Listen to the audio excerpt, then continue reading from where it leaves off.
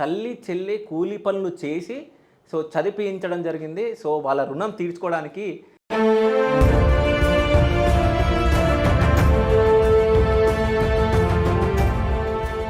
So ఇదంతా చూసిన తర్వాత ఇట్లాంటి మట్టిలో మాణిక్యాలను మనం చూపించాలి, చాలామందికి ఇన్స్పిరేషన్గా ఉండాలి.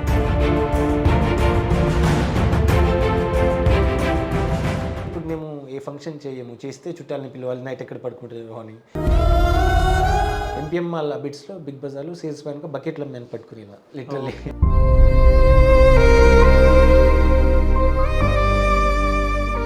మెరిట్ స్టూడెంట్ చిన్నప్పటి నుంచి. సో అలా గవర్నమెంట్ జాబ్ కొట్టాలి కదా. ఇప్పుడు మా డాడీ లేరు, మా అమ్మ నన్ను చదివిస్తుందా లేకపోతే జీతం ఉంచుతుందా. ఒక ప్యాంటు ఒక టీ షర్టు వేసుకున్న సంవత్సరాలు ఉన్నాయి, రోజులు కాదు. కనీసం నీ దగ్గర కీప్యాడ్ మొబైలే ఉంది, కనీసం టచ్ ఫోన్ కూడా లేదు. ఐప్యాడ్ లేదా నీ దగ్గర, ల్యాప్టాప్ లేదా, ఇలా క్రాక్ చేస్తావు నువ్వు, ఇలా సాధిస్తావు. రామకృష్ణ అని ఒక యూపీఎస్సీకి సిద్ధమవుతున్నాను. అతను రాసి పడేసిన టెస్ట్ సిరీస్లు డస్ట్బిన్ నుంచి నేను తీసుకుని అవి చదివేటోడిని.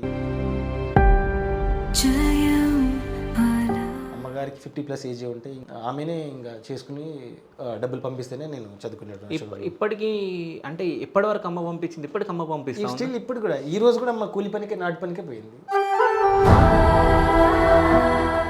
జాబ్ వచ్చింది కదా మీ అబ్బాయికి, నువ్వు ఇప్పుడు రెస్ట్ తీసుకోవచ్చుగా అంటే, లేదు వాడికి ఏమైనా అవసరం ఉంటాయి కదా, జాబ్ వచ్చింది.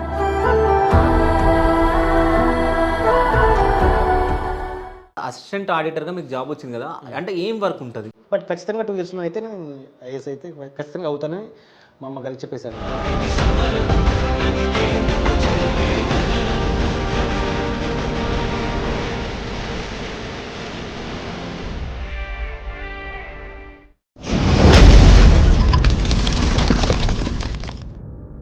Hi, welcome to Shiva studios. నేను మీ శివ చౌదరి. ఎంతోమంది మట్టిలో మాణిక్యాలని నేను పరిచయం చేయడం జరిగింది.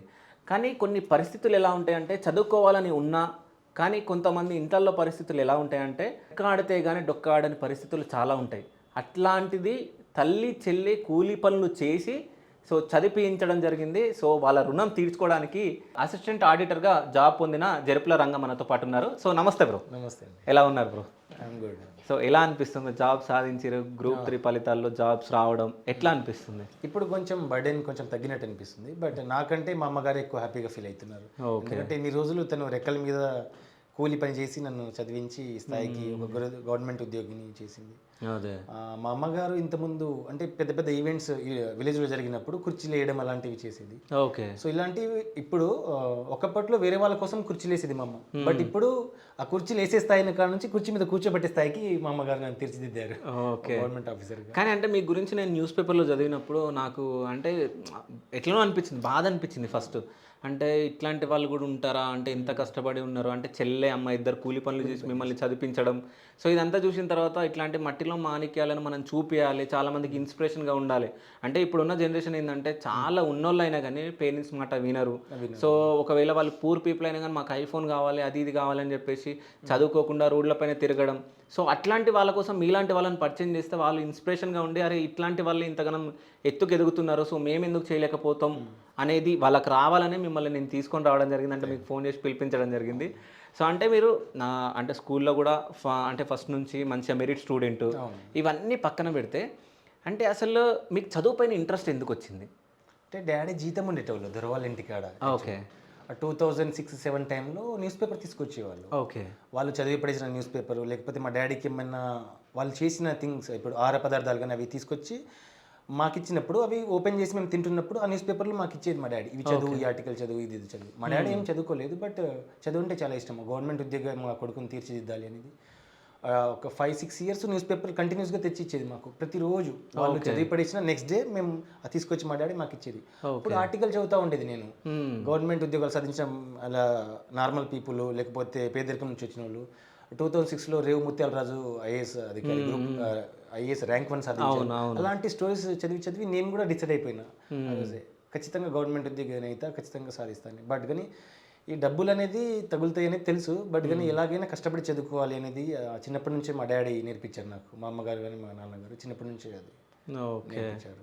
అయితే అంటే నాన్నగారు ఎప్పుడు చనిపోయారు? 2013లో చనిపోయారు. నా ఇంటర్మీడియట్ ఫస్ట్ ఇయర్లో. ఓకే. ఇంటర్మీడియట్ ఫస్ట్ ఇయర్లో జస్ట్ 6 days ఎగ్జామ్ బిఫోర్ చనిపోయారు. అప్పుడే నేను 10th క్లాస్ తెలుగు మీడియం నుంచి ఇంగ్లీష్ మీడియం ట్రాన్స్ఫర్ అయ్యాను.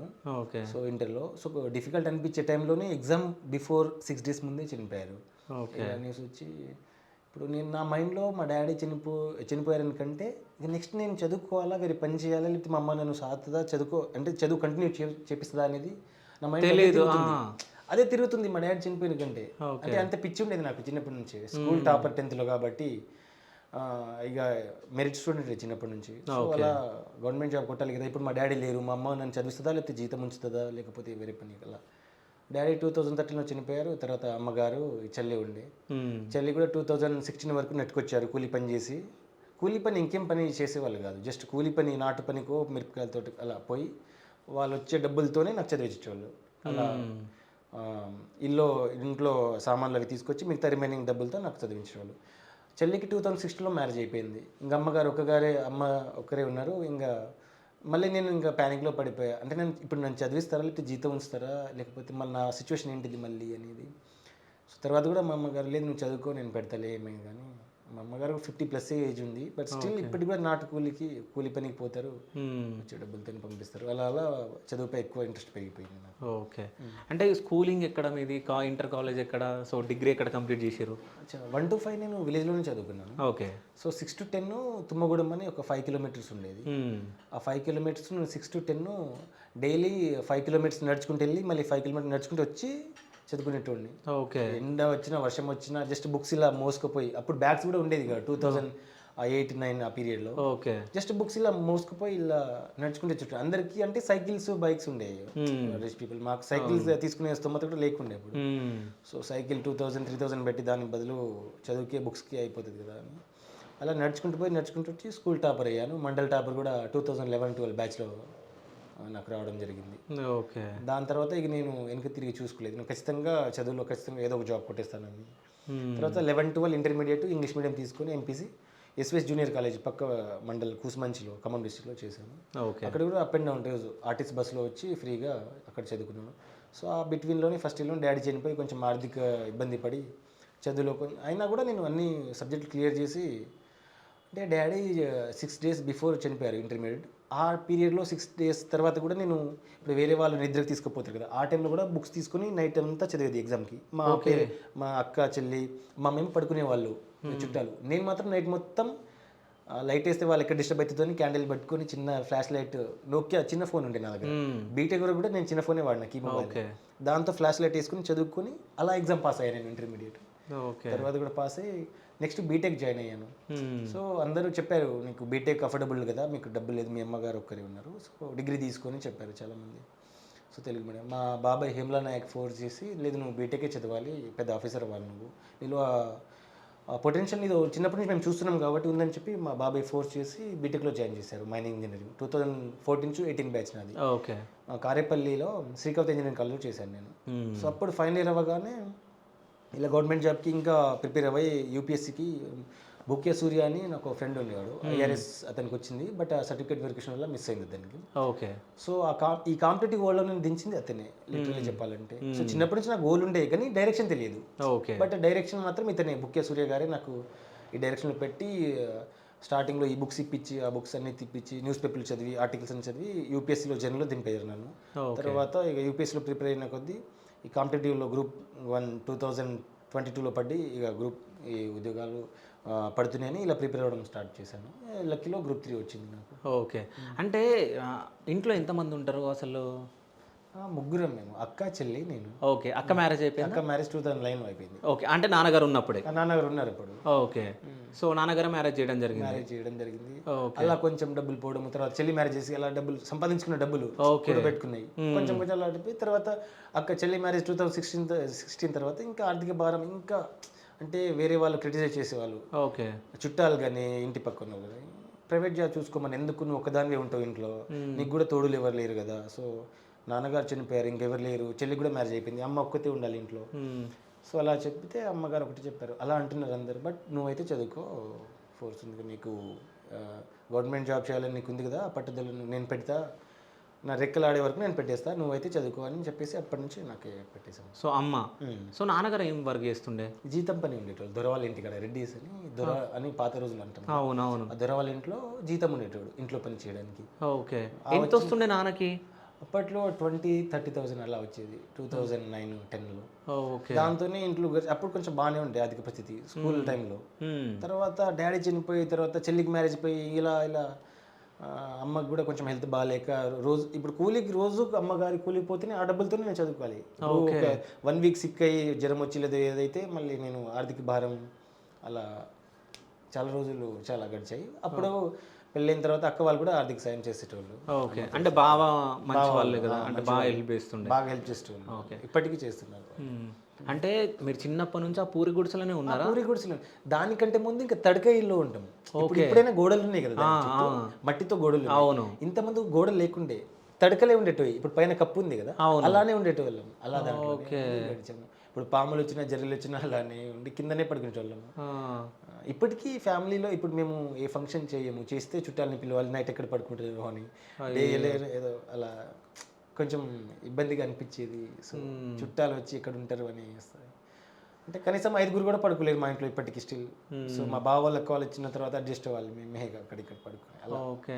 నాకు తెలిసి ఆ పూరి గుడిసెలో ఒక 5 మెంబర్స్ కూడా చక్కగా పడుకోలేరు. అంటే అప్పుడప్పుడు పాములు కూడా వచ్చేది, అమ్మగారు భయపడేది. సిచ్యువేషన్ స్టిల్ ఇప్పటికీ ఫేస్ చేస్తున్నాము. బట్ ఇన్ని ప్రభుత్వాలు మారినాయి కానీ మాకు ఈ గృహం అనేది ఎవరు ఏర్పాటు చేయలేదు, ఇప్పటికీ శాంక్షన్ చేయలేదు. ఓకే. అంటే చెల్లె ప్లస్ అమ్మ ఇద్దరు కూలి పనులు చేస్తూ ఉంటారు కదా. సో అంటే ఏం పనులకు వెళ్తుండే అంటే అమ్మ కానీ చెల్లె కానీ? నాటు పనికి పోయేటోళ్ళు. ఊళ్ళో ఇప్పుడు మనం ప్యాడీ వేస్తాం కదా, పొలం పనులు, నాటు పనులు వేసేటోళ్ళము. ఓకే.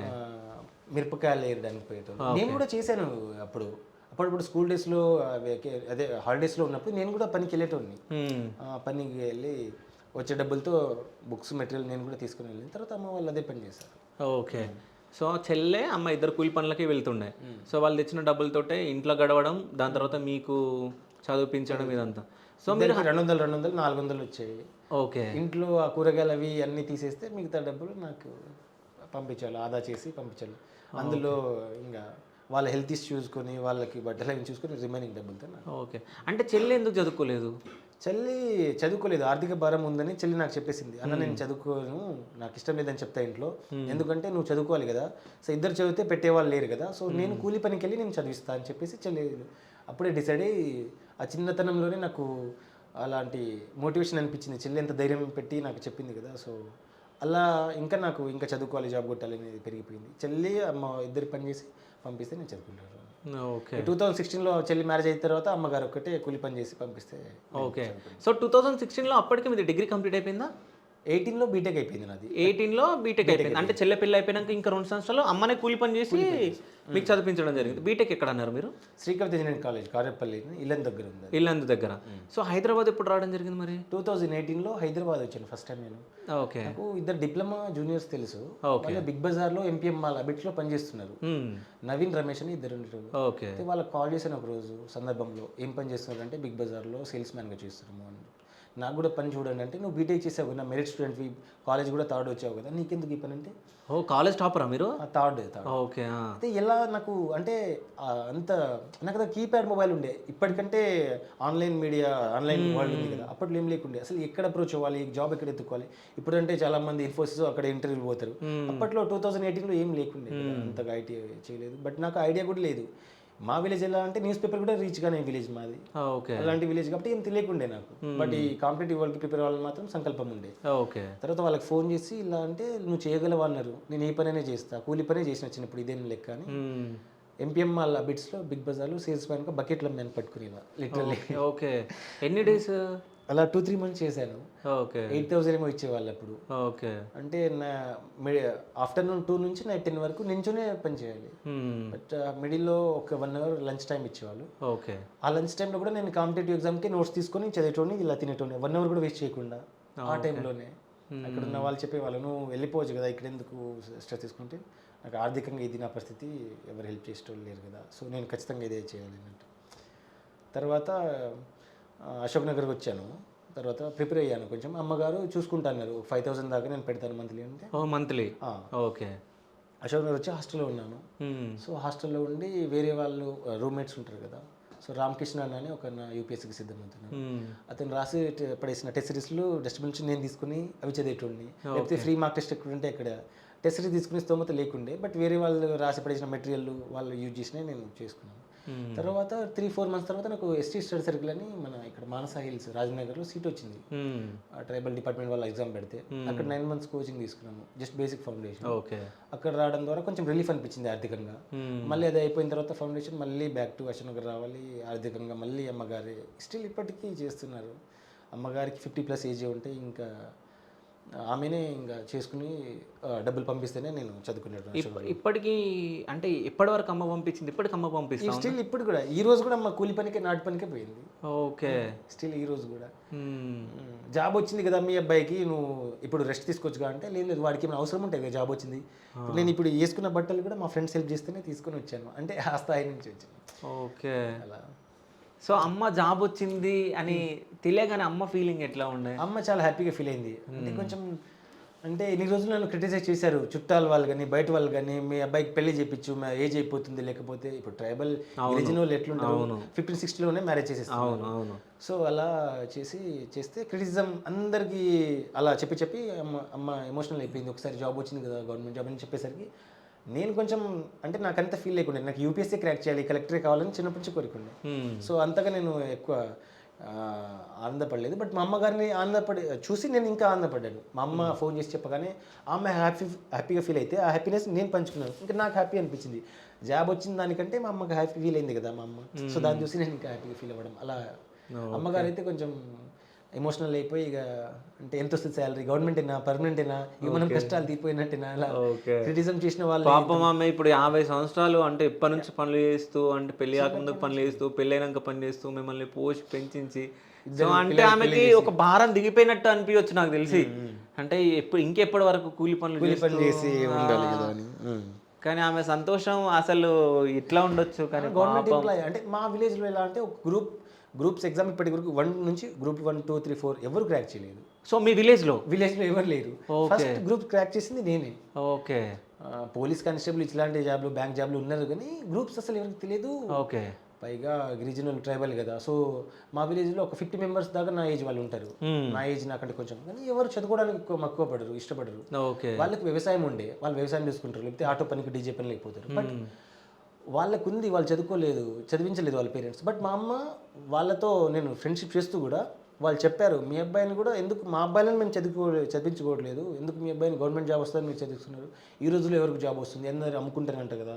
ఎలా అంటే లేదు మా ఆవిడ చదువుతున్నాడు కదా, చదివిని పాపం వాడు ఇంట్రెస్ట్ ఉంది కదా అని ఎప్పుడు కూడా వెనకడ వెళ్ళలేదు మా అమ్మ. ఎప్పటికీ నేను చదివి నా వల్ల కాదని ఎప్పటికీ చెప్పలేదు.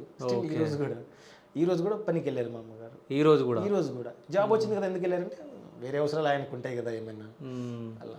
సో అంటే అసిస్టెంట్ ఆడిటర్గా మీకు జాబ్ వచ్చింది కదా, అంటే ఏం వర్క్ ఉంటుంది? పే అండ్ అకౌంట్స్ డిపార్ట్మెంట్లో ఫైనాన్స్ డిపార్ట్మెంట్ ఇది. ఓకే. సో ఆడిట్ చేయడం, గవర్నమెంట్ ఆఫీస్లో audit and government department salaries ఇలా. ఓకే. సో నాకు తెలిసి ఈ జాబ్ వల్ల మీరు సంతృప్తిగా ఉన్నారని నేను అనుకోవట్లేదు. సంతృప్తిగా ఉన్నారా? లేరు. కలెక్టర్ కావాలనేది నా ఆశయం, అది ఖచ్చితంగా అవుతాను నేను. ఓకే. అయితే మీరు సివిల్స్ రాయడం జరిగింది, గ్రూప్ 1, గ్రూప్ 2, గ్రూప్ 3. సో ఇవన్నీ రాయడం జరిగింది. గ్రూప్ 3 మీకు రావడం జరిగింది. అంటే సివిల్స్ ఎట్లా మిస్ అయింది, గ్రూప్ 1 ఎట్లా మిస్ అయింది, గ్రూప్ 2 ఎట్లా మిస్ అయింది? సివిల్స్లో నాకు పేపర్ 1, పేపర్ 2 రెండు ఉంటాయి కదా. సో పేపర్ 2 మ్యాథ్స్ అన్నమాట, సీసాట్. ఎవ్రీ టైం అదే నాకు ఇబ్బంది కల్పించేది. సో 1-2 మార్క్స్తో పోవడం జరిగింది. దాని తర్వాత 2022లో ఇది గ్రూప్ 1 నోటిఫికేషన్ పడడం ద్వారా ఇలా షిఫ్ట్ అయ్యాను. సో ఒకసారి చూద్దాంలే అని నేను గ్రూప్ 1 మీదే బాగా ఫోకస్ చేశాను 2-3 కంటే. ఓకే. సో గ్రూప్ 1 ఎలాగైనా వస్తుంది, డిప్యూటీ కలెక్టర్ ఉన్న స్టేట్లో చేయడం చాలా బెటర్ కదా అనేసి చాలా బాగా రాశాను, చాలా బాగా ప్రిపేర్ అయ్యాను. బట్ దురదృష్టవశాత్తు అది రాలేదు, కొంచెం 20 మార్క్స్ మిస్ అయింది. ఓకే. సో సరే 2 చూద్దాం కదా, డిప్యూటీ తహసీల్దారు డ్యూటీ ఉంటుంది, ఎంఆర్ఓ కూడా అయిదాం, ఆ ఛాన్స్ కూడా ఉంది కదా అని అలా కూడా గ్రూప్ 2 కూడా ట్రై చేశాను. ఒక 2-3 మార్క్స్లో అది కూడా మిస్ అయింది. ఫైనల్గా 3 కూడా ఒకసారి చూద్దామని ఇలా రాసి వచ్చాను, వచ్చేసింది. అంటే సివిల్స్ రాద్దాం అనుకున్నారు కదా, ఎన్నిసార్లు అటెంప్ట్ చేసారు? 3 టైమ్స్ చేశాను. 3 టైమ్స్ చేశారా? చేశాను. ఓకే. సో మా సివిల్స్కి రావడానికి ముఖ్య కారణం మా ఫ్రెండ్ బుక్కే సూర్య గారు, అతనే తీసుకొచ్చారు సివిల్స్కి కానీ కాంపిటేటివ్ వరల్డ్లో. అతనే నేర్పించారు. సో అతని ద్వారానే యూపీఎస్సీకి రాయడం. ఓకే. అంటే సివిల్స్ మీరు రాయడం జరిగింది. అంటే ప్రిలిమ్స్‌లోనే 3 సార్లు పోయిందా? 3 సార్లు. అంటే ఏం తప్పులు జరగొచ్చు? అంటే ఎందుకు? పేపర్ 2లోనే నేను మిస్టేక్ చేస్తున్నా బాగా. మ్యాథ్స్ నాకు రాకపోవడం అంటే కోచింగ్ తీసుకోవాలి యాక్చువల్లీ ఓకే. యూపీఎస్సీ. ఇప్పుడు గ్రూప్స్ ఎగ్జామ్ అంటే డైరెక్ట్ పోయి రాస్తాం కానీ యూపీఎస్సీ అంటే ఇలా కాదు కదా. అవును, కోచింగ్ అవును. తీసుకొని అసలు నాకు కోచింగ్ సెంటర్లు ఎక్కడ ఉంటాయి, ఏం చదవాలి కూడా తెలియని రోజులు అవి. ఎవరు గైడెన్స్ లేదు. ఆ అన్నగారు ఒక్కరే చెప్పి నాకు చెప్పేవాళ్ళు ఇలా చదువు ఇలా. అలానే ఇప్పుడు వేరే వాళ్ళు క్రాక్ చేస్తున్నారు అనుకో, వాళ్ళ పిల్లలు ఆల్రెడీ ఐఏఎస్ పిల్లలు, లేకపోతే ఎంఆర్ఓ కూతురు, లేకపోతే వేరే బ్యాక్గ్రౌండ్. ఇప్పుడు యూపీఎస్సీ అంటే మాక్సిమం సివిల్స్ రిచ్ పీపుల్స్ చదువుతారు. పేద పిల్లలు ఎవరు గుడ్స్లో ఉండి మాక్సిమం చూస్ చేయరు. ఇప్పుడు నాలాంటి ఎవరైనా కానిస్టేబుల్ కొట్టుకుందాము, లేకపోతే గ్రూప్ 1 గ్రూప్ 2 దగ్గరే ఆగిపోతారు. గ్రూప్ 1 కూడా ఆలోచించరు మాక్సిమం. గ్రూప్ 3 గ్రూప్ 2 దగ్గరే ఆగిపోతారు. బట్ నేను అలా కొంచెం కొంచెం తెలుసుకుని జర్నీ కొంచెం ఎక్కువైంది. అలా పేపర్ 2 మ్యాథమెటిక్లోనే పోవడం జరుగుతుంది. దానికి కోచింగ్ తీసుకోవాలని తర్వాత చాలామంది చెప్పారు, లేకపోతే ప్రాక్టీస్ చేయాలి. నా దగ్గర ట్యాబ్ లేకుండే, ల్యాప్టాప్ కూడా లేకుండే, నేను కీప్యాడ్ మొబైల్తోనే వాడేటోని, టెక్నాలజీ కూడా లేకుండే. సో అలా నాకు కొంచెం తక్కువ, అందరికంటే తక్కువ మార్క్స్ రావడం జరిగింది పేపర్. ఇప్పుడు ప్రెజెంట్ మీ దగ్గర ఏ ఫోన్ ఉంది? ప్రజెంట్ టచ్ ఫోన్ ఉంది, బట్ మొన్నటి వరకు కీప్యాడ్ మొబైలే ఉండే నా దగ్గర. ఏది ఫోన్ ఏది? ఈ ఫోన్ ఐక్యూ ఫోన్. ఇది కూడా నా కష్టంతో నేను కొనుక్కోలేదు, ఒక ఫ్రెండ్ గిఫ్ట్ ఇచ్చారు సూర్య గారు. సో ఆ ఫ్రెండ్ సాయంతో ఇది నేను తీసుకున్నాను. అంటే నాకు తీసుకోవాలనే కోరిక ఉండే ఎప్పటి నుంచో. అంటే సోషల్ డిజిటల్ మీడియా కదా, సో ప్రిపరేషన్లో బాగా యూజ్ అవుతుంది, కానీ డబ్బులు లేవు నా దగ్గర అంత తీసుకున్నాను. ఓకే. ఫ్రెండ్ ఎప్పుడు ఇప్పించిన ఫ్రెండ్ ఇది? ఇది 2024లో రీసెంట్గానే. Okay, 2 years back. అంటే 2 ఇయర్స్ బ్యాకే. ఓకే. అంటే ఎట్లా, అంటే ఆపరేట్ చేయడం ఫస్ట్ తీసుకున్నప్పుడు ఎట్లా అనిపించింది? అంటే చేయడం వచ్చింది అంటే వేరే వాళ్ళ ఫ్రెండ్స్ ఫోన్ యూజ్ చేసి గూగుల్ చేసుకొని రాసుకునేటోళ్ళని, మళ్ళీ ఫోన్ వాళ్ళకి ఇచ్చేటోళ్ళని. ఓకే. వాళ్ళు పడుకున్నప్పుడు, లేకపోతే వాళ్ళ లెజర్ టైంలో, వాళ్ళు రిలాక్స్ టైంలో తీసుకుని వాడేటోడిని ఫోన్. ఓకే. ఇంటికాడ పోయినప్పుడు బావ వాళ్ళ ఫోన్, వేరే వాళ్ళ ఫోన్ వాడేటోడిని. ఆపరేటింగ్ అంతా తెలుసు కానీ కొనుక్కునేంత స్తోమత లేదు.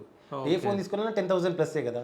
అవి తీసుకుంటే మళ్ళీ కోచింగ్కి తక్కువ అయితే, దాని ద్వారా టెస్ట్ సిరీస్ తీసుకోవడమో లేకపోతే లేకుండే. సో అలా యూజ్ చేస్తున్నాను. ఓకే. అంటే మీరు చెప్తుంటే అసలు ఎన్ని స్ట్రగుల్ పడవచ్చు అని నాకు అనిపిస్తుంది. అంటే హైదరాబాద్ వచ్చిన కొత్తలో మీరు అంటే బకెట్స్ అమ్ముతుండే అది ఇది అన్నారు కదా, అంటే తినడానికి డబ్బులు ఉంటుండేనా? లేకుండే తినడానికి. అదే వచ్చి ఇప్పుడు 8,000 వచ్చింది నాకు అప్పుడు. 4,000 హాస్టల్ కట్టి 4,000 మళ్ళీ ఆ ఎక్స్పెండిచర్ పెట్టుకొని మిగతా డబ్బులు కూడా పెట్టుకునేటోడిని. ఏమన్నా టెస్ట్ సిరీస్కో బుక్స్కి, ఇప్పుడు కోటిలో సెకండ్ హ్యాండ్ బుక్స్ అమ్ముతారు, ఆ బుక్స్ కూడా తీసుకొచ్చేటోడిని, అంటే తక్కువలో అమ్ముతారని. మళ్ళీ డీమార్ట్లో, బిగ్ బజార్లో పాత బట్టలు ఒక 200-300కి టీషర్ట్లు ఏమైనా ఉంటే అవి తీసుకొని వేసుకునేటోడిని. కోటిలో చిన్న సెకండ్ హ్యాండ్ బట్టలు వేసుకునేటోడిని. అలా అలా కొంచెం గడిపేశాను జీవితం. ఓకే. ఒక ప్యాంటు ఒక టీ షర్టు వేసుకున్న సంవత్సరాలు ఉన్నాయి, రోజులు కాదు. 2-3 ఇయర్స్ వరకు ఒకటే ప్యాంట్ ఒకటి టీ షర్ట్ కూడా వేసుకున్నాను రోజులు. ఓకే. అంటే పాత బట్టలు తీసుకుని. అంటే హైదరాబాద్ వచ్చిన కొత్తలో ఎట్లా అనిపించింది మీకు హైదరాబాద్ని చూస్తే? హైదరాబాద్లో అంటే ఫస్ట్ టైం వచ్చాను కదా, పెద్ద సిటీ, పైగా ప్రిపరేషన్ వాళ్ళ పక్కన వాళ్ళందరూ ల్యాప్టాప్లు ఐప్యాడ్లు పట్టుకొని పోతున్నారు. అంటే ఇలా కూడా ఉంటుందా ప్రిపరేషన్? నేనేమో బుక్స్ చదివి పాస్ అవుదాం అనుకున్నాను కదా అని నాకు ఆ వరల్డ్లో భయం వేసింది స్టార్టింగ్లో. అంటే చాలామంది ప్యానిక్ చేశారు, ఆర్టీసీ తీసుకోవాలి, ఎక్కడ జాయిన్ అవ్వాలి, లేకపోతే నువ్వు కోచింగ్ లేకుండా ఎలా చేస్తావు, కనీసం నీ దగ్గర కీప్యాడ్ మొబైలే ఉంది, కనీసం టచ్ ఫోన్ కూడా లేదు, ఐప్యాడ్ లేదా, నీ దగ్గర ల్యాప్టాప్ లేదా అని అలా హేళన చేసి, ఇలా క్రాక్ చేస్తావు, నువ్వు ఇలా సాధిస్తావు, నువ్వు ఐఏఎస్ కాదు కదా, ఏ జాబ్ చేయలేవు, కొట్టలేవు, ఇలా అయితే కనీసం నీకు డిజిటల్ వర్డే తెలియనప్పుడు ఏం చేస్తావని అలా కూడా అట్లా అంటుండే అందరూ. అట్లా అనిపించినప్పుడు, అట్లా అన్నప్పుడు ఏమనిపిస్తుండే మీకు? అంటే నాకు కూడా ఒక అరెకరం పొలం ఉంటే ఊళ్ళో దాన్ని అమ్మేసి వచ్చి కోచింగ్ తీసుకుని చదివేటోడిని, ఎమ్మటి ఫస్ట్ టైంలో కొట్టేసేటోడిని అని కాన్ఫిడెంట్ వచ్చింది నాకు. అలా అనిపించింది నాకు. ఓకే. నాకు వీళ్ళకి ఇప్పుడు రిచ్ డాడ్స్ ఉన్నారు, కార్లో వాళ్ళని డ్రాప్ చేస్తారు. అంటే సివిల్స్ అంటే ఆ పిల్లలతో నేను నమ్మకం అవ్వాలి. చాలా మంది హేళన చేసేటోళ్ళు, వీడు ఎక్కడ చేస్తాడు, వీడితో ఫ్రెండ్షిప్ ఎందుకు మనకు, వీడితో యూజ్ ఏముంది చేసేటోళ్ళు. అంటే నాకు అనిపించింది అరెకరం పొలం ఉంటే 5 లక్షలు పట్టుకుని వచ్చి కోచింగ్ తీసుకుని ఫస్ట్ టైంలో కొట్టేసి వెళ్ళిపోయేటోని కదా, అది కూడా దేవుడు నాకు ఇవ్వలేదు కానీ బాధ అనిపించింది. కాన్ఫిడెంట్గా ఉండే, నేను ఖచ్చితంగా కొట్టగలను అనేసి నాకు చాలా కాన్ఫిడెంట్గా ఉండేది. ఓకే. అయితే ఇప్పుడు మీరు ఉండడానికి ఉన్న ఇల్లు కూడా సొంతం కదా, అంటే ఆ పూరి గుడ్స్ అది కూడా సొంతం కదా? సొంతం ఇల్లే, ల్యాండ్ అప్పుడు మా డాడీ వాళ్ళు తీసుకున్నారు. But okay. ఎంత ఉంటుంది, ఎన్ని గజాలు ఉంటుంది అది? 150 గజాలు ఉంటాయి. 150 ఉంటుంది. సో దాంట్లోనే ఇంకా గుడిసెలాగా వేసుకుని అందులోనే ఉంటారు. అంటే నేను వీడియో చూడడం జరిగింది, ఒక వీడియో వచ్చింది నాకు. అంటే చిన్న ఇల్లు, అంటే కింద బండలు కూడా లేవు కదా, కింద బండలు లేవు, మట్టిలోనే పడుకోవాలి ఇప్పటికీ. అదే మట్టి ఉంటుంది కదా, మట్టిలోనే పడుకోవాలి. 5 పండుకుంటే సరిపోతుంది, ఒక 10 మంది నుంచి ఉంటే ఫిల్ అయిపోతుంది ఇల్లు. ఓకే. అంటే ఎప్పుడైనా స్టిల్ ఇప్పటికీ అదే ఉంది, బట్ కానీ ప్రభుత్వాలు మారుతున్నా ఇంకా ఇల్లు మాత్రం ఎవరు శాంక్షన్ చేయట్లేదు. బహుశా అక్కడి వరకు రీచ్ కాలేదేమో, బట్ మిగతా చోట్ల ఇల్లులు వస్తున్నాయి, ఆనందపడుతున్నాం, మాకు కూడా వస్తుందేమో కానీ. బట్ తీరా ఫస్ట్ ఫేజ్ అయిపోయింది, సెకండ్ ఫేజ్ లిస్ట్లో రాకపోవడము, పైగా మా విలేజ్ వరకు రీచ్ కాకపోవడము బాధాకరంగా అనిపిస్తుంది స్టిల్ ఇప్పటికీ. ఓకే. మ్మ్. అయితే ఇప్పుడు వేరే వాళ్ళ ఇల్లు చూసి అంటే మీ గుడిసెని చూస్తే మీకు ఏమైనా అనిపిస్తుందా? అనిపిస్తుంది. బట్ ఒకవైపు ఏమో ఆ గుడిసె ఏదో ఒక రోజు హిందూ పేపర్లో యూపీఎస్సీ క్రాక్ చేసి బ్యాక్గ్రౌండ్లో అది పెట్టాలని మీకు ఫోటో చూశారు కదా, మా అమ్మ నేను పట్టుకొని. నేను చూసా. ఇది హిందూ పేపర్లో అది కొట్టాలి, అది ఇండియా మొత్తం అది చూడాలని ఒక ఆశ ఉండేది. ఇల్లే ఉండాలి నాకు, వేరేది వద్దని. ఇంకోటి ఏమో వేరే వాళ్ళది సెల్ఫ్లు ఉన్నాయి, కింద బండలు ఉన్నాయి కదా, పాలిష్ బండలు. లేకపోతే ఒక రూమ్ ఉంటే నేను చదువుకుంటుండే, ఇంకో రూమ్లో మా అమ్మ పడుకునేది కదా. నాకు లాక్డౌన్లో చాలా ఇబ్బంది పడ్డది. లాక్డౌన్లో అందరూ విలేజ్కి వెళ్ళిపోవాలి కదా 2020లో. 2020 నుంచి 2022 వరకు చాలా ఇబ్బంది. అమ్మగారు అక్కడే పడుకోవాలి, నేను అక్కడే చదువుకోవాలి కదా. మళ్ళీ మంచం వేసుకుంటే నించునే ప్లేస్ లేదు. ఆ టైంలో చాలా ఇబ్బంది అనిపించింది నాకు. ఒక రూమ్ ఉంటే చాలు మాకు, ఒక ఒక ఒక రూమ్ ఉంటే చాలు అని చాలా అనిపించింది లాక్డౌన్ టైంలో. బట్ కానీ లేదు, ఆ టైంలో నాకు చాలా స్ట్రగుల్ అనిపించింది చదువుకోవడం. బట్ లేదు. అంటే మీ ఫ్రెండ్స్లో ఎవరన్నా ఉన్న వాళ్ళు ఉన్నారా, అంటే బిల్డింగ్స్ ఉండి? చాలా మంది ఉన్నారు. ఓకే, అంటే ఎప్పుడన్నా మిమ్మల్ని నాకంటే కింద ఎవరు లేరు ఇప్పటిదాకా నేను చూసిన దాంట్లో. అంటే మిమ్మల్ని ఎవరన్నా ఇన్సల్ట్ చేయడం ఇట్లా ఎవరన్నా చేయడం జరిగిందా? ఫ్యామిలీస్లో కాకుండా ఇంకా బయట సొసైటీలో చేస్తున్నట్టు. ఓకే, నీకెందుకు రా యూపీఎస్సీ నువ్వు అసలు నీకు డెఫినేషన్ తెలుసా, లేకపోతే నువ్వు క్రాక్ చేస్తావా, నీకు వచ్చా, లేకపోతే యూపీఎస్సీ స్పెల్లింగ్ చెప్పు, లేకపోతే ఐఏఎస్ ఫుల్ ఫామ్ చెప్పు అని చాలా హేళన చేసేవాళ్ళు. బట్ చాలామంది ఓకే, నేను వాళ్ళకి ఒకటే సమాధానం చెప్పేటోని, నేను జస్ట్ ట్రై చేస్తున్నా, బట్ మీరు అక్కడ దాకా రీచ్ అవ్వట్లేదు. నేను అట్లీస్ట్ నేను తెలుసుకుంటున్నా ప్రపంచం ఏంటిదో కదా. సో నేను ట్రై చేయనివ్వండి, బట్ నా వల్ల అవుతుందో లేదో నాకు కూడా తెలియదు, బట్ ఆ దేవుడికి తెలుసు. బట్ నేను ట్రై చేస్తున్నా కదా, నేను ట్రై అయితే చేస్తాను ఖచ్చితంగా. ఏదో ఒక రోజు అవుతానని చెప్పలేను, బట్ అవుతాను. నేను ట్రై అయితే హార్డ్గా చేస్తున్నానని చెప్పేశాను వాళ్ళకి, ముఖం మీద అందరికి రిలీజ్ చేసిన వాళ్ళకి. సో ఇప్పుడు జాబ్ వచ్చినాక ఎవరైనా ఫోన్లు చేయడం జరిగిందా? చాలా. సో మిమ్మల్ని ఇన్సల్ట్ చేసిన వాళ్ళే మా కూతురుని ఇస్తా, 5 కోట్లు కట్నం ఇస్తా, 2 కోట్లు ఇస్తా, లేకపోతే ఆఫర్ ఇప్పటికీ స్టిల్ వస్తున్నాయి. ఓకే, బట్ క్రిటిసైజ్ చేసిన వాళ్ళు కూడా చాలా మంది కాల్ చేసి నువ్వు సాధిస్తావు కదా, ఆ రోజు ఏదో చెప్పాము అలా అని చెప్పేసి. అంటే అప్పుడు ఇన్సల్ట్ చేసిన వాళ్ళే ఇప్పుడు ఏదో ఒకటి మాట్లాడాలి కాబట్టి మాకు తెలుసు నువ్వు సాధిస్తావు అని చెప్పేసి అంటున్నారు. సో అప్పుడు ఏదో ఒకటి హెల్ప్ చేసి నువ్వు సాధిస్తావని చెప్పి అప్పుడే చెప్పినుంటే ఈ గ్రూప్ 1 గ్రూప్ 2 వస్తుంటాయి కదా. వస్తుండేది, వాళ్ళు హెల్ప్ చేసి ఉంటే ఇప్పుడు సొంతంగా తెలుసుకుని వేరు, ఒక డైరెక్షన్లో ఒక వెళ్ళేది వేరు. అవును అవును. అలా. సో నాన్నగారు చనిపోయినప్పుడు అంటే ఎట్లా అనిపించింది? అంటే పెద్ద దిక్కి వెళ్ళిపోయిన తర్వాత ఇక అయ్యో నాకు అసలు అంటే నా నాన్నగారు జీతం ఉండేటోళ్ళు కదా.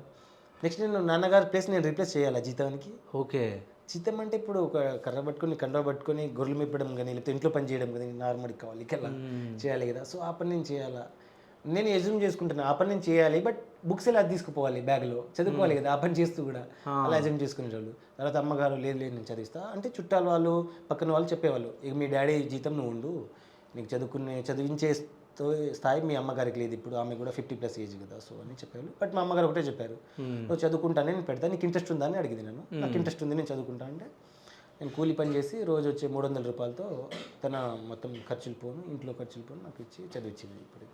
ఓకే, అయితే అమ్మ ఎప్పుడన్నా నీతోటి కూర్చొని బాధపడిన సిచ్యువేషన్స్ ఉన్నాయా? అంటే తినేటప్పుడు కానీ, అంటే నేను మీ ఫోటో ఒకటి చూడడం జరిగింది, అంటే అన్నం టమాటా కర్రీ ఏదో ఉంది. సో అది అంటే ఎప్పుడైనా తినడానికి లేకుండా ఉండి అంటే నీకు పెట్టేసి అమ్మ పస్తులు ఉండడం ఇట్లాంటివి ఏమైనా ఉండదు? చాలా జరిగినాయి. చాలా రోజులు మా అమ్మ నేను లాక్డౌన్లో ఉన్నాం కదా ఇంట్లో, ఇంతమంది ఉండకపోయేది. చాలా రోజులు మా అమ్మగారు నేను పట్టుకుని ఏడవడం చాలా రోజులు జరిగింది. అంటే డాడీ గారు లేరు, కనీసము అరెకరం ఉన్న అమ్మేసి నేను చదివించుంది కదా. ఒక ఇల్లు కట్టుకునేటోళ్ళం, ఇల్లు లేదు ఇప్పటికీ. పాములు జరులు తిరిగి అలాంటి పల్లెటూరు అంటే ఎట్లుంటుంది, పాములు ఇంట్లోకి వస్తూ ఉంటుంది. 2-3 సార్లు పాములు కూడా ఇంట్లో రావడం జరిగింది. అప్పుడు భయం వేసింది. అంటే అయ్యో ఒక్క అరెకరం ఉన్నా, లేకపోతే ఒక ఇల్లు ఉన్నా చాలేదు మనకు, ఇంకా కోట్ల ఆస్తి ఏం అవసరం లేదు, కార్లు బంగ్లాలు. బట్ ఒక ఇల్లు, ఒక రూము, లేకపోతే అరెకరం పొలం ఉండే దాన్ని చూసుకుంటోళ్ళమని చాలా బాధపడినాము. బట్ ఇంకా జాబ్ రాలేదు కదా అని ఆ ప్యానిక్లో కూడా మా అమ్మగారు ఎప్పుడు చెప్పేటోళ్ళు, నేను అమ్మ నువ్వు ఎవరేమన్నా పట్టించుకోకు, నేను నీకున్నా, నేను చెప్తున్నా కదా గవర్నమెంట్ అధికారి, నేను పక్కన అవుతా, నేను బాగా చూసుకుంటా, నేను ఎప్పుడు చెప్తున్నటువంటి. అలా అమ్మ నేను ఎప్పుడు చాలా సార్లు ఏడ్చుకున్నాం. అలా ఒకరినొకరు బాధలు చెప్పుకుంటూ చాలాసార్లు వర్షం పడుతున్నప్పుడు, పిరుగుడు పడుతున్నప్పుడు, ఆ సందర్భాల్లో కూడా అమ్మ భయపడినప్పుడు ధైర్యం చెప్పి నేనున్నా కదా, మంచి ఇల్లు కట్టిస్తా. నేను ఎలా అంటే కొన్ని లాక్డౌన్లో ఉన్నప్పుడు వర్షం పడుతుంది, పూరి గుడిచే కదా, పైన కొప్పు ఉంటుంది కదా, అది కారుతా ఉండేది నీళ్ళు. ఆ ప్లేస్ నుంచి ఇంకా వేరే చోట్ల స్టడీ చేరేసుకొని చదువుకునేటోడిని. మళ్ళీ అక్కడ కారితే అక్కడ బకెట్ పెట్టి ఇంకో చోట ప్లేస్లోకి వెళ్ళి అక్కడ చదువుకునేటోళ్ళు. మా అమ్మగారు చూసి బాధపడేటోళ్ళు, కొంచెం వీడికి రూమ్ ఉంటే చదువుకునేటోడు కదా. చెప్పేది, మా ఇంటి పక్కనే బస్ స్టాండ్ ఉండేది, పాత బస్ స్టాండ్, అందులో పోయి కూర్చో చదువుకో, లేకపోతే ఆ స్కూల్ ప్రైమరీ స్కూల్ ఉంది కదా, అందులో వెళ్ళి కూర్చొని చదువుకుపోనేది. బట్ అందులో కూర్చొని చదివితే హేళన చేస్తారని భయం వేసింది చాలా వరకు. అందరూ ఆడుకుంటే హోలీ పండుగ అనుకుంటా, అందరూ ఆడుకుంటే నువ్వు చదువుకుంటున్నావా, నిజంగానే చదువుకున్నావా, టైం పాస్ చేస్తున్నావా అని అలా ఒక ఆమె వచ్చి చెప్పింది. మ్మ్. అలా హేళన చేస్తారని ఎవరి ఇంట్లో పోయి చదువుకోను, ఎవరితో డిస్కస్ చేయను నేను అలా. ఓకే. నేను పేదరికమని ఇప్పుడు అశోకనగర్లో ఉన్న ఫ్రెండ్స్ కానీ లేకపోతే రిచ్ కిడ్స్ పీపుల్ కానీ నేను చెప్పలేను ఇది నా పరిస్థితి. ఎందుకంటే వాళ్ళు నన్ను తక్కువ చేసి చూస్తారు, వాళ్ళతో నేను మింగిల్ అవ్వలేను. ఎందుకంటే నేను వాళ్ళ మింగిల్ అవ్వాలంటే సబ్జెక్ట్ డిస్కస్ చేయాలంటే నేను కూడా కొంచెం నా బ్యాక్గ్రౌండ్ తీయకూడదు బయటికి అనేసి ఇప్పుడు నేను తీసిన అనుకో నాతో వాళ్ళు డిస్కస్ చేయరు, కమ్యూనికేషన్ నాకు రాదు. సో యూపీఎస్సీ జర్నీ నాకు మంచిగా సాగదు. మళ్ళీ నేను డిప్రెషన్లోకి వెళ్ళడము లేకపోతే బాధపడము కుంగిపోవడం జరుగుతుంది. అలా చెప్పకుండా ఎవరికి చెప్పకుండా ఇలానే చదువుకుంటాను. ఓకే. అయితే ఎప్పుడైనా అంటే ఫ్రెండ్స్ మధ్యలో ఏదన్నా అంటే ఈ పేదరికం దాచిపెట్టి వాళ్ళు తెలుసుకొని నేను అడిగిన సిచ్యువేషన్స్ ఏమైనా ఉన్నాయా? కొంతమంది పర్సనల్ ఫ్రెండ్స్ అడిగారు. ఓకే. చాలా క్లోజ్ ఫ్రెండ్స్ ఉన్నారు, 4. రమావత్ ఆనంద నాయక్ అనే ఒక అబ్బాయి, అడ్వకేట్ అన్న రవి అన్న, ఇంకో రవి, వీళ్ళు నాకు క్లోజ్ ఫ్రెండ్స్ ఉండే చాలామంది, బాలు అని, బాబు, వీళ్ళు అడిగేటోళ్ళు నిజంగా నువ్వు పూరా లేకపోతే రిచ్ అని కొన్ని సందర్భాలు వస్తాయి కదా, వాళ్ళ బంగ్లాల కార్లో మేము తిరిగేటోళ్ళం. నీ బ్యాక్గ్రౌండ్ ఏంటి అడిగేటోళ్ళు. మాకు కూడా కొంచెం పొలం ఉంది, ల్యాండ్ ఉంది, ఇల్లు ఉంది అని చెప్పేటోళ్ళు. ఎందుకంటే ఇప్పుడు గుడిసేం ల్యాండ్ లేదంటే వాళ్ళు రేపటి నుంచి నాకు తిరగరు. అవును, తిరగరు. ఇప్పుడు నాకు ఆర్థిక సాయం వాళ్ళు చేయాలని కాదు, బట్ నాకు కమ్యూనికేషన్ కావాలి కదా వాళ్ళతో. అలాంటి పీపుల్తో తిరిగితే ఎలాంటి సిరీస్ రాయాలి, ఎలాంటి కోచింగ్ తీసుకోవాలి, ఇలా కమ్యూనికేషన్లో ముందుకెళ్తూ ఉంటాం. ఇప్పుడు నా బ్యాక్గ్రౌండ్ తక్కువ చెప్పేస్తే వాళ్ళు రేపటి నుంచి నాతో స్నేహం చేయకపోతే మళ్ళీ నేను ఒంటరిగా అన్నీ తెలుసుకుని లాగ్ అయిపోతాను. నా ఫ్రెండ్సే నాకు సపోర్ట్, మోరల్ సపోర్ట్ కానీ ఎథికల్ సపోర్ట్, ఫైనాన్షియల్ సపోర్ట్ కూడా చేసేటోళ్ళు. ఇక అప్పుడప్పుడు సిరీస్లు కూడా ఇవి చాలామంది హెల్ప్ చేస్తుండే. సో అంటే ఇప్పటి వరకు మీ లైఫ్లో నాకు తెలిసి ఇప్పుడు 28-29 సంవత్సరాలు కదా మీకు, ఈ లైఫ్ మొత్తంలో మర్చిపోలేని వ్యక్తులు ఎవరు? అంటే మీకు ఎవరెవరు హెల్ప్ చేశారు, ఎవరెవరు మీకు సహాయపడ్డారు? అమ్మా నాన్నే ఫస్ట్ ప్రయారిటీ ఇస్తాను. ఓకే. తర్వాత చెల్లి చూసుకున్నారు, తర్వాత పెద్ద బావ వాళ్ళు చూసుకున్నారు, అక్క బావ చూసుకున్నారు. తర్వాత కాంపిటేటివ్ వరల్డ్లో బుక్కే సూర్య గారు ఇంట్రొడ్యూస్ చేశారు నన్ను. ఓకే. సో పేరెంట్స్ ఫ్యామిలీ తర్వాత అవుట్ ఆఫ్ తనకి నేను ఈ క్రెడిట్ ఇస్తాను. తర్వాత ఫ్రెండ్స్ చెప్పాను కదా, రమావత్ ఆనంద్ నాయక్, సోను కేతావత్ మిర్యాలగూడ, ఓకే, అడ్వకేట్ రవి అన్న, ఇంకో రవి ఫ్రెండ్స్, ఇవి వీళ్ళు బాబు, వీళ్ళే హెల్ప్ చేసి ఇక వీళ్ళే చూసుకున్నారు నన్ను. ఓకే. అంటే కొంతమందికి నా స్టోరీ తెలుసు, ఇప్పుడు రమావత్ ఆనంద్ నాయక్ కానీ వీళ్ళకి తెలుసు, లేకపోతే రవి వాళ్ళకి, అడ్వకేట్ రవి వాళ్ళకి తెలుసు, బట్ వాళ్ళు నన్ను మోరల్ సపోర్ట్ చేసేవాళ్ళు. అరే ఇంకా బ్యాక్గ్రౌండ్ ఉందా, నువ్వు ఇంకా మెరిట్ స్టూడెంట్వి, ఇంకా బ్యాక్గ్రౌండ్ ఉంది, నువ్వు ఖచ్చితంగా కొట్టగలవు, నీకు ఆ పట్టుదల ఉంది. వీళ్ళు నాకు ఎప్పటికీ మోటివేషన్ చేసి క్రిటిసైజ్ ఎప్పుడు చేయలేదు, బట్ వేరే ఫ్రెండ్స్ క్రిటిసైజ్ చేసేవాళ్ళు. వాళ్ళు నా ఫ్రెండ్షిప్లో లేరు, బట్ వేరే వాళ్ళ వ్యక్తులు వాడికి ఎందుకు మీరు హెల్ప్ చేస్తున్నారు, వాడికి వచ్చి వాడు చదువుతాడు, యూపీఎస్సీ ఇక్కడ క్రాక్ చేస్తారని చాలామంది చెప్పారు. బట్ వీళ్ళైతే నాకు మోటివేషన్గా మోరల్గా సపోర్ట్ చేస్తారు. అంటే గ్రూప్ 3లో మీకు జాబ్ వస్తుందని అనుకున్నారా మీరు ఎగ్జామ్ రాసినప్పుడు? నేను ఏదో టైంపాస్కి రాసి వచ్చాను నిజం చెప్పాలంటే. ఓకే. ఆ రోజు నాకు ఇంట్రెస్ట్ లేకుండే. ఇబ్రహీంపట్నం సైడ్ ఒక కాలేజీలో పడ్డది నాకు. ఓకే. ఎస్ఎల్ఎన్ కాలేజ్ ఏదో ఉండదు, ఓకే, ఇంజనీరింగ్ కాలేజ్లో, అందులో పడ్డది. ఇక గ్రూప్ 3 రాయాలా అనేది అనుకున్నాను, బట్ నాకేం లేదు కదా ఇప్పటికీ, రాసొద్దాంలే, ఏజ్ కూడా అయిపోతుంది, అమ్మగారు కూడా కొంచెం బాగుంది, వస్తుందని అయితే అనుకోలేదు నేను, రాసొద్దాంలే అనుకున్నా. గ్రూప్ 1 మీద బాగుండే ఫోకస్, తర్వాత సర్లే గ్రూప్ 1 వెళ్ళిపోయింది. గ్రూప్ 2 ఉండే, కొంచెం గ్రూప్ 2 వస్తుందని 100% షూర్ అనుకున్నా, బట్ ఒక 2-3 మార్క్స్ అది మిస్ అయింది. గ్రూప్ 3 కదా ఏం రాద్దాంలే అయిపోయి రాసి ఇట్లా వచ్చాను, అందులోనే సక్సెస్ అయ్యాను. ఏదైతే వద్దనుకున్నానో అదే వచ్చేసింది. ఓకే. అయితే ఇప్పుడు గ్రూప్ 3లో జాబ్ వచ్చిందని చెప్పి హైదరాబాద్లో ఉన్నప్పుడు తెలిసిందా, ఇక్కడ ఉన్నప్పుడు తెలిసిందా? హైదరాబాద్లోనే ఉన్నప్పుడు. సో అంటే ఫ్రెండ్స్తోనే ఉన్నాను ఇప్పుడు. ఓకే. సో అమ్మకి ఫోన్ చేసి చెప్పారా మీరు? అమ్మకి ఫోన్ చేసి చెప్పాను. ఓకే. అమ్మ అప్పుడు నాటు పనిలో నాట్లు వేసేటోళ్ళు, పొలం పనిలో ఉండేటోళ్ళు. హే ఏంద్రా ఇప్పుడు ఫోన్ చేసి నాటు పని చేయాలి, పెట్టే ఫోన్ అన్నది. మళ్ళీ ఫోన్ చేసి అమ్మ ఒక్క నిమిషం ఉన్నది, ఏం చెప్పు నాకు ఇప్పుడు ఇంకో నాటేయాలి, అందరు పోతున్నారంటే, అంటే అమ్మ కూలీ పనిలో మేస్త్రి పని చేసేటోళ్ళు, నాటు మేస్త్రి బుజ్జి అనేటోళ్ళు ఇప్పటికీ. ఓకే. అంటే మేస్త్రి కింద కింద అవి అందించడమా? మేస్త్రి పనే, మా అమ్మ కిందే అందరు పని చేసేటోళ్ళు. ఓకే. మా అమ్మ మేస్త్రి బుజ్జి అనేటోళ్ళు, మా అమ్మని. ఓకే. అమ్మ పేరు బుజ్జి, మేస్త్రి పని చేసేటోళ్ళు, చాలా బిజీగా ఉండేటోళ్ళు. అమ్మ ఇక్కడ ఇలా ఒక మాట చెప్పాలంటే డబ్బులా అన్నది. కాదని చెప్పాను. జాబ్ వచ్చిందన్నది. గవర్నమెంటా ప్రైవేట్ అన్నది. గవర్నమెంట్ అన్న. నెలకు ఎంత వస్తుంది అంటే పిల్లలు ఇంత వస్తుందంటే, అవునా గవర్నమెంట్ జాబ్ వచ్చింది నిజమేనా, మరి పేపర్లో టీవీలో చెప్పలేదు కదా, నీకు ఎలా వచ్చింది, ఎలా నమ్మాలన్నది. లేదు రీసెంట్గానే ఇలా అయితే. తర్వాత మా ఫ్రెండ్ ఆనంద్ అని ఫ్రెండ్ కాల్ చేసి, మా అమ్మ కాల్ చేశారు. నేను ఆనంద్ని మాట్లాడుతున్నాను, ఆ రంగా ఫ్రెండ్ని, మీ అబ్బాయికి నిజంగానే గవర్నమెంట్ జాబ్ వచ్చింది, ఇప్పుడు గవర్నమెంట్ అధికారి మీ అబ్బాయి, మీరు గవర్నమెంట్ అధికారి వాళ్ళ మా అమ్మని మీరు వచ్చింది నిజంగానే వచ్చిందని చెప్తే, అప్పుడు మా అమ్మ ఏడ్చుకునేది ఫస్ట్. మా డాడీని తెలుసుకొని, మేము పడ్డ కష్టాలని తెలుసుకొని, అక్కడే వరం ఉంటుంది కదా, పొలం వరం, దాని మీద కూర్చొని వాళ్ళ ఫ్రెండ్స్ అందరూ ఓదార్చేవాళ్ళు. ఏమైంది బాబు, ఏమైంది బాబు, ఎందుకు పెట్టిస్తున్నాం ఏమని ఏడిపిస్తున్నాం అంటే, ఇలా గవర్నమెంట్ జాబ్ వచ్చిందంటే అప్పటికప్పుడు అందరూ సెలబ్రేట్ చేసుకునే వాళ్ళు. ఒక అంటే డైలీ వేజ్ లేబర్ అబ్బాయి, గవర్నమెంట్ జాబ్ అధికారి, ఉండడానికి ఇల్లు లేదు, ఇప్పటికీ అరకరం పొలం లేదు, గొర్రెలు బర్రెలు కూడా ఏం లేవు, అమ్ముకోడి చదివాను. జస్ట్ రెక్కల కష్టంతోనే చేసి సాధించింది కదా. అమ్మగారు చాలా హ్యాపీగా ఫీల్ అయ్యారు. అక్క బావ వాళ్ళకి ఫోన్ చేశాను, వాళ్ళు చాలా హ్యాపీగా ఫీల్ అయ్యారు. చెల్లి వాళ్ళకి చెప్పాను, చాలా హ్యాపీ. బుక్కే సూర్య గారికి చెప్పాను, నీ గోల్ ఇది కాదు, నువ్వు యూపీఎస్సీ క్రాక్ చేయాలి, ఇది నీది కాదని చెప్పేశారు ఒకటే మాటలు. ఓకే. అంటే నన్ను చూస్తున్నారు, ట్రాక్ చేస్తున్నారు వాళ్ళు. బుక్కే సూర్య గారు ఖచ్చితంగా నువ్వు యూపీఎస్సీ కొడుతూ, దాంట్లో డౌట్ లేదు, నీ ఆన్సర్ అయితే నేను చూస్తా. నేను ఎవ్రీ టైం ఆన్సర్ రాసి అతనికి పంపించడం, అతను రివ్యూ చేసి నాకు చెప్పి చాలా బాగా రాస్తున్నావు, నీకు ఖచ్చితంగా వస్తుంది సర్వీస్ అని చెప్పేటోళ్ళు. అతని ఫ్రెండ్ సర్కిల్లో కూడా సర్వీస్లో ఉన్న వాళ్ళు కూడా ఎవాల్యుయేషన్ చేసి నాకు పంపించేటోళ్ళు. ఓకే. అలా అలా సో అంటే ఇప్పుడు ఈ జాబ్ చేస్తూ ప్లస్ మీరు సివిల్స్కి ప్రిపేర్ అవుతారు. సో అంటే సివిల్స్కి ప్రిపేర్ అవ్వాలంటే అంటే చాలా మంది ఏంటంటే డబ్బులు ఖర్చు పెట్టి కోచింగ్ తీసుకుంటా ఉంటారు, అంటే హైదరాబాద్లో, ఢిల్లీలో అట్లా. అంటే మీరు ఏమైనా ప్లానింగ్ చేస్తున్నారా మరి? ఇప్పుడు నాకు వస్తాయి కదా డబ్బులు. ఓకే. ఎంత ఎంత అసలు పరాణం ఎంత ఇప్పుడు? యానిమల్ కాదు, ఒక 40 రావచ్చు మంత్లీ, 40-50 రావచ్చు. ఓకే. సో శాలరీ దాంతోనే నేను అమ్మగారికి అంటే మంచి బట్టలు కొనియాలి, అమ్మగారిని బాగా చూసుకోవాలి, అక్క వాళ్ళ చెల్లి వాళ్ళని బాగా చూసుకోవాలి, ఆ డబ్బులతోనే వాళ్ళ పిల్లల్ని చదివేయాలి, నేను చదువుకోవాలి, ఇల్లు కట్టేయాలి, అలాంటి చిన్న చిన్న కోరికలు. బట్ నేను ఖచ్చితంగా చదువుకోవాలి. ఇక ఇక్కడితో ఆపకుండా ఏదో చిన్న జాబ్ వచ్చింది హ్యాపీనెస్తో ఫీల్ అయ్యి ఇక్కడే ఆపేయడం అలాంటి నా మైండ్లో ఇప్పటికీ లేదు. ఓకే. మా అమ్మగారు చెప్పారు, ఏమన్నా ఇక్కడితో ఆపుతావా, పెళ్లి చేసుకుంటావా? లేదమ్మా, నేను 2-3 years వరకు చదువుకుంటాను, నాకు ఆ పొటెన్షియల్ ఉంది, బట్ ఖచ్చితంగా 2 yearsలో అయితే నేను ఐఏఎస్ అయితే ఖచ్చితంగా అవుతానని మా అమ్మగారికి చెప్పేశాను ముందే. ఓకే. సో అంటే నేను ఇది అడగొద్దు అనుకున్నా, కానీ మీరు ఇది చెప్పిన తర్వాత అడగాలనుకుంటున్నా. ఇప్పుడు 40,000 కదా మీ శాలరీ. సో ఇప్పటి వరకు హైయెస్ట్ అమౌంట్ ఎంత చూసారు మీరు? నేను మా డాడీ ఎల్ఐసి డబ్బులు చనిపోయిన తర్వాత 30,000 వచ్చాయి. నా జీవితంలో 30,000 నేను హైయెస్ట్ ఇప్పుడు దాకా చూడడం. ఇప్పటి వరకు డాడీ చనిపోయిన తర్వాత ఎల్ఐసి డబ్బులు వస్తాయి కదా, నార్మల్గా 2,000 అప్పుడు కట్టేటోళ్ళు, 30,000 వచ్చాయి. ఆ డబ్బులే నేను హైయెస్ట్ చూడడం ఇప్పుడు దాకా. 30,000 దానికంటే నేను చూడలేదు ఎప్పుడు. ఓకే. అంతే నేను చూడలేదు. అంటే ఇప్పుడు సివిల్స్ ప్రిపేర్ అయ్యి మీరు సివిల్స్లో ర్యాంక్ కొడితే 1,00,000 వస్తుంది అనుకుంటా నాకు తెలిసి శాలరీ కదా. అంటే ఎప్పుడైనా నాకు శాలరీ కంటే అధికారం, హోదా అదే చాలా. అంటే అధికారం, ఒక గవర్నమెంట్ ఆఫీసర్ సర్వ్ చేయాలి అంటే. నేను బీటెక్లో ఫైనల్ ఇయర్లో ఉన్నప్పుడు, నేను కొత్తగూడెం నుంచి కారేపల్లి ట్రైన్లో వస్తున్నప్పుడు ఒక అండర్ ప్రివిలేజెస్ బెగ్గర్స్ అనకూడదు, బట్ బెగ్గర్స్ లాంటి వాళ్ళు కూర్చుంటే వాళ్ళని చూసి నేను ఆ టైంలోనే ఇన్స్పైర్ అయ్యి, ఇలా వాళ్ళకి ఫుడ్ లేకుండే, ఇప్పుడు అందరి దగ్గర డబ్బులు అడిగి ఫుడ్ కొనుక్కొని తినేస్తారు. అప్పుడు నేను గవర్నమెంట్ హాస్టల్లో ఉండే, కొత్తగూడెం కారేపల్లిలో బీటెక్లో ఉన్నప్పుడు.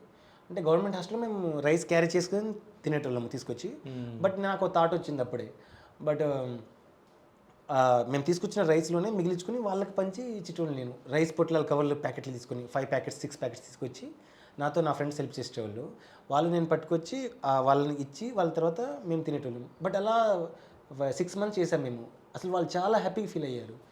అంటే ఈ రోజులో ఎవరు డైలీ రెగ్యులర్గా రైస్ ఇస్తారు వాళ్ళకి, బట్ అది కూడా వేరే మేము గవర్నమెంట్ హాస్టల్లో ఉండకుండా.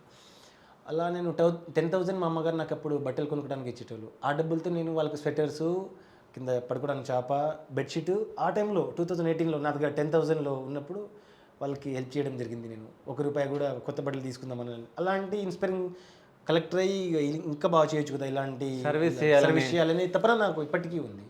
ఓకే. అలాంటి థాట్స్ నాలో చాలా ఉన్నాయి. కలెక్టర్ అయ్యాక ఇలాంటి మందికి చాలా మందికి హెల్ప్ చేయాలి అనేది థాట్ ప్రాసెస్ చాలా ఉన్నాయి. ఓకే. సో ఒకసారి అమ్మకి ఫోన్ చేద్దాం, అమ్మతో మాట్లాడతాం. ఒకసారి ఫోన్ చేయండి. ఎస్టీలో మాట్లాడతారు కదా. తెలుగు రాదు అమ్మకి? వచ్చుకొని సడన్గా వీడని తెలుగు మాట్లాడతాడు అని. ఫస్ట్ మీరు మీ భాషలో మాట్లాడండి, దాని తర్వాత మాకు ట్రాన్స్లేట్ చేయండి, ఏం కాదు. అమ్మ తెలుగులో మాట్లాడుతుంది కదా, చెప్పేసి ఇట్లా ఇంటర్వ్యూలో ఉన్నా అని. ఓహో, మీది ఫోటో కూడా అదే ఉందా? ఓకే, ఇదే. ఓకే.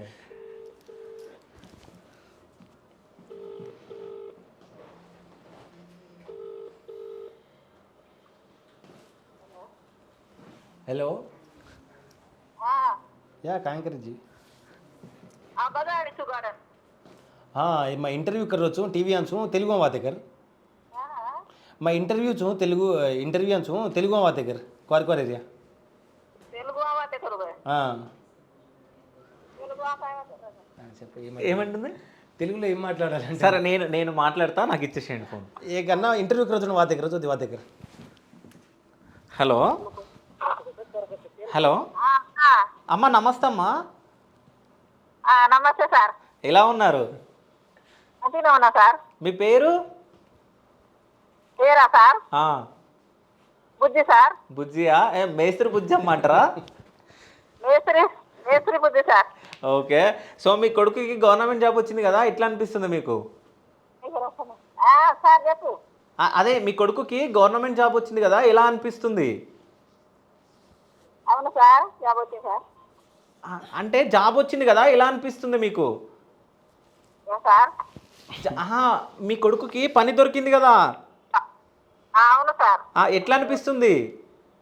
మంచిగా అనిపిస్తుంది సార్, సంతోషమే సార్. సంతోషమేనా? అంటే మీరు కూలి పనులు చేస్తూ చదివిపిచ్చిర్రు అని చెప్పి బాధపడుతుండు మీ కొడుకు. అవును సార్. అదే అదే చాలా కష్టపడి మీరు చదివిపిచ్చారంట కదా. అవును సార్. అదే ఎట్లా అనిపిస్తుందని అదే మీతోటి కనుక్కుందామని చెప్పేసి ఫోన్ చేసిన. సంతోషం, మంచిదే సార్. తిన్నావా అమ్మ నువ్వు? ఇప్పుడే వస్తున్నా సార్ పనికి పోయి. ఆహా, పనికి ఇప్పుడు వస్తున్నావు? 7:30 అవుతుందిగా, 7:30 అవుతుంది కదా. 7:30 ఇప్పుడే వస్తున్నాం సార్, ఇంకా ఇంటికి చేరలేదు సార్. ఓకే, అయితే ఇప్పుడు నీ కొడుకుకి జాబ్ వచ్చింది కదా, కూలి పని చేస్తావా ఆపేస్తావా? చేస్తా సార్ కూలి పని. ఇంకెంత చేస్తావు? 50 సంవత్సరాలు ఉన్నాయంట కదా, ఇప్పుడు రెస్ట్ తీసుకోవచ్చు కదా. రెస్ట్ అంటే సార్ ఇప్పుడే వచ్చింది కదా సార్, ఇంకా డ్యూటీ ఎక్కలే కదా సార్. అదే కలెక్టర్ అవుతాడు. కానీ మీ కొడుకు కలెక్టర్ అవుతాడంట, అవుతాడా మరి? కలెక్టరే కావాలి సార్. కలెక్టర్ అవ్వాలా? పక్కా నిజంగా మీ కొడుకు కలెక్టర్ అవుతాడు, పక్కా మీ ముందు వచ్చి నిల్చుంటాడు. సరే సార్, కలెక్టర్ కావాలనే సార్. Thanks Bujjamma sir. కొడుకు కలెక్టర్. సో బుజ్జమ్మ కొడుకు కలెక్టర్ కాబోతుండో, మేము కూడా దేవుడిని కోరుకుంటాం, సరేనా? సరే సార్. సరే థ్యాంక్ యూ అమ్మ, థ్యాంక్ యూ. సో అంటే అమ్మకు కూడా కలెక్టర్ అవ్వాలనేది కోరిక. అంటే నేను చెప్పాను ఇలా కలెక్టర్ ఇలా ఫంక్షన్స్ ఉంటాయి ఇలా అంటే, నన్ను అడిగింది ఒకరోజు, ఇప్పుడు మనం ఇలా కష్టపడుతున్నాం కదా, ఇలా నువ్వు అలా హెల్ప్ చేస్తావు ఎవరికైనా అంటే, ఎందుకు చేయనమ్మా, నేను చాలా హెల్ప్ చేస్తాను. మన స్థాయి అసలు అంటే నాకు థాట్ ఉండేది, నా సిచ్యువేషన్లో ఉన్న వాళ్ళకి నేనే వాళ్ళని దగ్గర తీసుకొని కోచింగ్ ఇప్పించి నేనే అంటే మానిటర్ చేసి ఒక బిల్డింగ్లో పెట్టాలి, ఒక 10-20 మెంబర్స్ని. అలా నాకు ఇప్పటికీ ఆ థాట్ ఉంది. ఫ్యూచర్లో నేను డెఫినెట్లీ చేస్తాను ఆ వర్క్ కలెక్టర్ అయ్యాక. చెయ్యాలి కూడా, ఖచ్చితంగా చేస్తాను. ఎందుకంటే నా సిచ్యువేషన్ ఎవరికి రావద్దు. ఎందుకంటే సిచ్యువేషన్ వస్తుంది, బట్ కానీ ల్యాగ్ అవుతుంది. ఒక 10 years 6 years అవ్వద్దు. ఫస్ట్ అటెంప్ట్స్లో కొట్టేయాలి. ఎందుకంటే ఇప్పుడు నాకు గ్రౌండ్ స్థాయి నుంచి మొత్తం తెలుసు, పత్తి ఎలా పండియాలి, లేకపోతే పొలం పనులు ఎలా చేయాలి, ఇలా గ్రౌండ్ లెవెల్. మీరు కూడా కూలికి వెళ్తుండే? నేను కూలికి వెళ్తుండే. ఏమేమి పనులు చేస్తుండే పొలంలో? పొలం పనులకు వెళ్తుండే, నాట్లు పంచడానికి ఎలా వెళ్తుండే, మిరపకాయలు కోయడానికి వెళ్తుండే, పత్తి వేయడానికి వెళ్తుండే హాలిడేస్లో ఉన్నప్పుడు. ఎందుకంటే నాకు గడవాలి కదా, బుక్స్ పెన్ను కొనుక్కోవాలి నేను అలా. సో నా సిచ్యువేషన్ ఎవరికి రాకూడదు అని నేను కూడా వేరే వాళ్ళని అడాప్ట్ చేసుకుని కలెక్టర్ అయ్యాక ఇలా చేపించాలని నాకు ఇప్పటికీ బలమైన సంకల్పం ఉంది. ఖచ్చితంగా చేపించాలి. అయితే ఇప్పుడు గవర్నమెంట్ జాబ్స్ ఎట్లా ఉన్నాయంటే, మీరు చూస్తున్నారు, అందరు చూస్తున్నారు, అంటే గవర్నమెంట్ జాబ్స్ అమ్ముకోవడం, సో పేపర్ లీక్స్, సో లక్షల్లో కాంపిటీషన్, ఇవన్నీ చూస్తుంటే ఎట్లా అనిపిస్తుంది మీకు? నాకు కాంపిటీషన్తో ఈరోజు భయం లేదు నాకు, ఎందుకంటే నా మీద నాకు కాన్ఫిడెంట్ ఉంది కదా. చిన్నప్పటి నుండి మెరిట్ స్టూడెంట్, నేను పొటెన్షియల్ ఉన్న క్యాండిడేట్ నాకు అనిపించింది. సో ఏదైనా ఎగ్జామ్ పేపర్ చూడడం కానీ, లేకపోతే చిన్న చిన్న ఆర్టికల్స్ సాక్షి ఎడ్యుకేషన్లో ఈనాడులో అవి క్వశ్చన్స్ వచ్చి అవి నేను ఈజీగా సాల్వ్ చేసేటోడిని, అలాంటి ఇబ్బంది లేకుండే. బట్ కాంపిటీషన్ అనేది నాకు ఎప్పుడు అనిపించలేదు, నేను ఇంతమందిలో కొట్టాలనేది అనిపించలేదు. బట్ ఆర్థికంగానే నేను చాలా కుంగిపోయాను. అంటే నా ఫ్యూచర్ రేపేముంటుంది, ఈ నెల బాగానే ఉంది, ఇప్పుడు రూమ్ రెంట్ కట్టేసాను ఈ నెల అనుకోండి, రేపెళ్ళా అమ్మకి ఏమైనా అయితే మళ్ళీ రేపు నన్ను ఎవరు హెల్ప్ చేస్తారు? ఈ రోజుల్లో ఎవరు చేస్తారు హెల్ప్? ₹1 కూడా ఎవరు ఇయ్యరు first of all. But friends moral support, అక్క వాళ్ళు చెల్లి వాళ్ళు బాగా ఆర్థికంగా ఆదుకున్నారు. ఓకే, సో నీకేమైనా బాధ వస్తే ఫస్ట్ ఎవరికి కాల్ చేస్తావు? బాధ వస్తే అమ్మగారికే చేస్తాను. అమ్మకే? నా ఇంకా ఫ్రెండ్స్, క్లోజ్ ఫ్రెండ్స్ ఉంటే. అంటే ఎప్పుడైనా నీకు డబ్బుల అవసరం ఉండి అమ్మకి ఫోన్ చేస్తే అరే లేవురా అన్న సిచ్యువేషన్స్ ఉండే? చాలా సార్లు ఉన్నాయి. అరే లేవు కదా ఈ మంత్, వేరే వాళ్ళ దగ్గర అడిగిస్తాగు, లేకపోతే వాళ్ళ దగ్గర అప్పు అంటే మేము ఒకసారి ఒక పర్సన్ దగ్గర 10,000 అప్పు తీసుకున్నాము. అతను ఒక మాట అన్నాడు, అప్పు తీసుకుంటున్నావు ఎలా తీరుస్తావు అని ఒక మాట అన్నాడు. అంటే ఎన్ని రోజులు కూలి పని చేస్తే 10,000 వస్తాయి, ఎన్ని రోజుల తర్వాత ఇస్తావు నాకు అనేది. అప్పుడు నాకు చాలా బాధ వేసింది. అంతే, ఆయన ట్రస్టీ క్యాండిడేట్, మాకు ఒక 10 years వరకు వాళ్ళ ఇంట్లోనే పనిచేసాము మేము. అలాంటి క్యాండిడేట్ మాకు 10,000 అప్పు తీసుకున్నావు ఎలా తీరుస్తావు అని చెప్పడం నాకు చాలా బాధ అనిపించింది. అంటే మా డాడీ ఒక 10 years వాళ్ళ దాంట్లో పనిచేశారు వాళ్ళ ఇంట్లో. అలాంటి వాళ్ళే 10,000 50,000 ఖర్చులు కానీ ఇచ్చే స్థాయిలో ఉండాలి, కానీ 10,000 అప్పు తీసుకున్నావు ఎలా తిరిగిస్తావని అన్నారు. ఆ రోజులు నాకు చాలా బాధ వేసింది. ఓకే, అలాంటి సిచ్యువేషన్లో వచ్చాను. అయితే ఇప్పుడు జాబ్ వచ్చిన తర్వాత ఇన్ని కోట్లు ఇస్తాం మీ కొడుకుని మాకు ఇవ్వండి అని చెప్పి చాలామంది ఇప్పుడు వస్తున్నారు అంటున్నారు కదా, అవి మీ అమ్మగారు మీకు చెప్పినప్పుడు ఏమనిపించింది? అంటున్నారు చాలామంది. ఎలా అంటున్నారు, నువ్వేమంటావు అంటే, నీకు తెలుసు కదా కలెక్టర్ అవుతానే నేను చేసుకుంటానండి. నేను కూడా ఎవరికి మాట ఇవ్వట్లేదు, ఎవరికి మనలేదు, మా అబ్బాయి ఇష్టమే అని చెప్తారు. మా అమ్మగారు అంటే రెస్ట్రిక్ట్ చేయరు నన్ను. ఇప్పుడు నీకు జాబ్ వచ్చింది 5 కోట్లు నువ్వు చేసుకోవాలరా అని అలా ఫోర్స్ చేయరు. నువ్వు కలెక్టర్ అవుతావు కదా అనరు. అవ్వు అప్పటిదాకా చదువు, నేను లేదు నేను హెల్ప్ చేస్తాను కదా, నీ శాలరీ సరిపోతే ఇంకా నేను పని చేస్తాను కదా అంటది మా అమ్మ. ఓకే. అంత డెడికేటెడ్. సో మొత్తానికి ఇప్పుడు గ్రూప్ 3 జాబ్ చేస్తూ సో ఆ డబ్బుతో మీరు సివిల్స్కి ప్రిపేర్ అవ్వాలని అనుకుంటున్నాను. సో ఇప్పుడు నెక్స్ట్ అటెంప్ట్ చేయబోతున్నాను మే 25కి. Okay, done, all the best. అంటే మళ్ళీ నేను సో రంగా గారిని నేను కలెక్టర్గా ఇంటర్వ్యూ చేయాలనుకుంటున్నా. సో మా స్టూడియో త్రూ అంటే మా శివ స్టూడియో త్రూ నేను దేవుణ్ణి కోరుకుంటున్నా, పక్క మీరు ఐఏఎస్ జాబ్ కొట్టాలని చెప్పేసి. ఖచ్చితంగా కొట్టి మళ్ళీ స్టూడియోకి వచ్చి మీకు ఫస్ట్ ఇంటర్వ్యూ ఇస్తాను. Done, thank you so much bro. So ఆ దేవుడు ఆశీస్సులు ఉంటాయి, మేము కూడా దేవుణ్ణి కోరుకుంటాం. So thank you so much. Thank you.